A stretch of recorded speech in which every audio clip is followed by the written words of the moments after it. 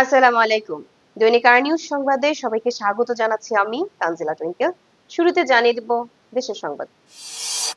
জাতীয় নিরাপত্তা উপদেষ্টা ডক্টর খলিলুর রহমান মার্কিন উপপররাষ্ট্রমন্ত্রী ক্রিস্টোফার ল্যান্ডাউয়ের সঙ্গে বৈঠক করেছেন। বুধবার ওয়াশিংটন ডিসিতে এই বৈঠকে তারা রোহিঙ্গা ইস্যু, বাংলাদেশ ও যুক্তরাষ্ট্রের মধ্যে চলমান শুল্ক আলোচনা, দক্ষিণ এশিয়ার উন্নয়ন এবং বাংলাদেশের গণতান্ত্রিক উত্তরণ নিয়ে আলোচনা করেন। রাষ্ট্রপতি নির্বাচনে জাতীয় ঐকমত্য কমিশনের প্রস্তাবিত ইলেকটোরাল কলেজ ব্যবস্থাকে সম্পূর্ণ অগ্রহণযোগ্য বলেছেন বিএনপির স্থায়ী কমিটির সদস্য সালাউদ্দিন আহমেদ। তিনি বলেন, জনগণের ভোটাধিকার হরণে এ ব্যবস্থাকে আরেকটি ছলচাতুরি হিসেবে দেখা হচ্ছে। বুধবার রাজধানীর ফরেন সার্ভিস একাডেমিতে জাতীয় ঐকমত্য কমিশনের সঙ্গে রাজনৈতিক দলগুলোর দ্বিতীয় পর্যায়ের তৃতীয় বৈঠকের আলোচনা শেষে বিকেলে সাংবাদিকদের তিনি এসব কথা বলেন।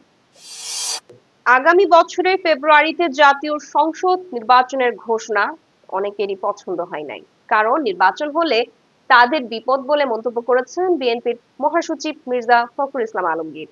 আজ বুধবার দুপুরে রাজধানীর উত্তরায় ঢাকা মহানগর উত্তর বিএনপির এক অনুষ্ঠানে তিনি এসব কথা বলেন। আগামী জাতীয় নির্বাচন কেন্দ্র করে আসন পুনর্বিন্যাসে বসেছে নির্বাচন কমিশন। আজ বৃহস্পতিবার নির্বাচন ভবনে বৈঠকটি অনুষ্ঠিত হচ্ছে।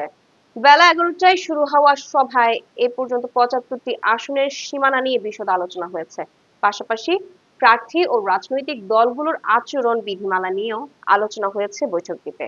ইসি সূত্রে জানা গেছে, জাতীয় সংসদে বিদ্যমান 300টি আসনের মধ্যে 75টি আসনে পুনর্বিন্যাস চেয়ে বিভিন্ন জন বিভিন্নভাবে আবেদন করেছেন। সর্বমোট আবেদন জমা পড়েছে 607টি। এসব আসনের পুনর্বিন্যাসে প্রশাসনিক অখণ্ডতা, ভৌগোলিক সুবিধা, স্ট্যাটাস, জনসংখ্যা, ভোট সংখ্যা এবং ঐতিহাসিক ভিডিও বিবেচনায় নেওয়া হবে। এছাড়া 225টি আসনে কোনো আবেদন না পড়ায় ওইসব আসন নিয়ে কোনো আলোচনাই হবে না। এবার আন্তর্জাতিক প্রসঙ্গ। মার্কিন নৌবাহিনীর নতুন ও বৃহত্তম বিমানবাহী রণতরী ইউএসএস জেরাল্ড আর ফোর্ড ভূমধ্যসাগরে মোতায়েনের জন্য প্রস্তুত হয়ে গেছে। শিগগিরই তা ইরানের দিকে যাত্রা করবে, খবর দ্য নিউ ইয়র্ক টাইমস ও সিএনএন এর। ইরান ইসরায়েল সংঘাতের তীব্রতা বৃদ্ধির কারণে যুক্তরাষ্ট্র মধ্যপ্রাচ্যে তার ঘাঁটিগুলো সক্রিয় করেছে। এছাড়া বাইরে থেকে যুদ্ধাস্ত্র এনে এই অঞ্চলের সামরিক সরঞ্জাম পুনর্বিন্যাস করা হচ্ছে।